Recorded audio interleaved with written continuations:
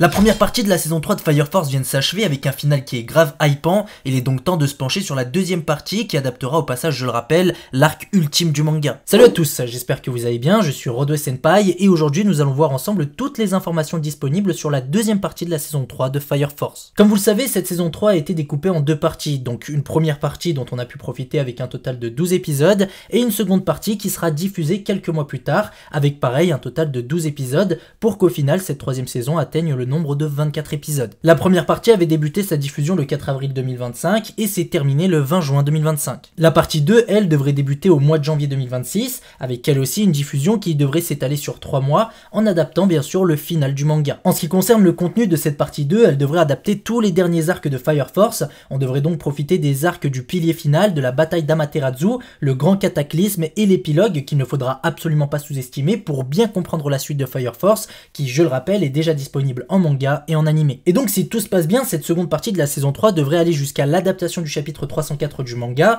même si évidemment certains fans ont pas mal de doutes s'agissant de cette information, mais on y reviendra un peu plus tard. Pour résumer, ici la partie 2 aura pour rôle de déconstruire et conclure l'ensemble de l'œuvre, avec une progression plus dramaturgique et explosive, le tout au début de l'année 2026. Comme je le disais précédemment, cette ultime saison, en rassemblant ces deux parties, devrait donc compter un total de 24 épisodes. Et ce format nous indique donc qu'il y a de l'espoir pour nous les fans pour qu'on puisse profiter d'une adaptation complète des arcs finaux, bien que comme je l'ai mentionné précédemment, beaucoup de fans, et j'en fais partie, craignent une compression narrative trop forte et donc un final beaucoup trop bâclé. Et si ce n'est pas le cas, il faudra peut-être s'attendre à un voire plusieurs films complémentaires pour adapter le plus fidèlement possible la fin du manga. En effet, énormément de fans, et les lecteurs du manga sont encore mieux placés pour confirmer cela, soulignent la crainte d'un rythme trop rapide qui donnera lieu à une animation de faible qualité. D'ailleurs, et ça ne tient qu'à moi, manifestez-vous si vous êtes d'accord, mais je trouve que l'animation de cette première partie de la saison 3 n'est pas du tout à la hauteur du final d'une œuvre telle que Fire Force. Les craintes d'un rythme trop rapide, en plus de proposer une faible qualité d'animation, pourraient causer la décision de ne pas adapter certaines scènes,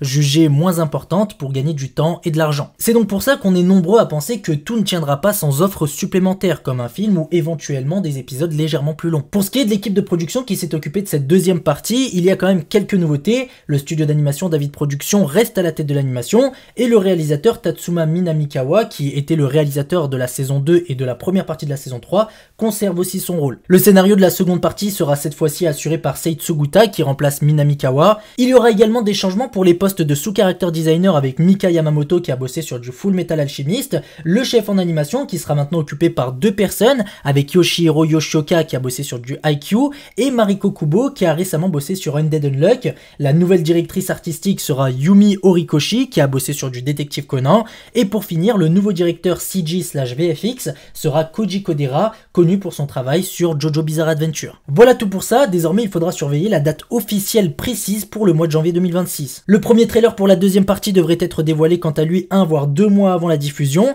et avec la fin de la première partie de la saison 3, on devrait, si c'est pas déjà fait, s'attendre à ce qu'un teaser de la seconde partie soit dévoilé. Évidemment, soit avec l'annonce de la deuxième partie, soit à la fin de celle-ci, on devrait nous confirmer une bonne fois pour toutes si cette seconde partie adaptera avec ses 12 épisodes le final du manga ou s'il faut s'attendre à un format spécial pour la fin, comme un film par exemple. Étant donné que cette suite sera diffusée sur les plateformes de streaming Crunchyroll et ADN, celle-ci devrait comme à leur habitude donner toutes les informations concernant cette deuxième partie, notamment ce qui est le plus important, donc sa date précise avec le jour exact de diffusion du premier épisode, et nous confirmer donc si bien sûr le final de l'œuvre nous sera proposé. En réalité, même si c'est possible, j'ai quand même du mal à croire que le final de Fire Force, un animé diffusé pour la première fois si je me trompe pas depuis mi-2019 au Japon, donc depuis 6 ans, aura pour son final qu'un simple épisode banal. On le sait tous et on voit bien que c'est la mode d'adapter le final des mangas en film pour les diffuser au cinéma, ça marche très bien et surtout ça rapporte beaucoup, donc moi ça ne m'étonnerait pas que la deuxième partie de cette saison finale s'arrête avant l'arc final pour pouvoir nous le proposer au cinéma, avec évidemment pour l'occasion une animation à couper le souffle. Je vous laisse me dire en commentaire ce que vous préférez entre ces deux options, est-ce que vous préférez avoir le film de l'œuvre avec la deuxième partie ou patienter encore un peu pour profiter d'un film au cinéma.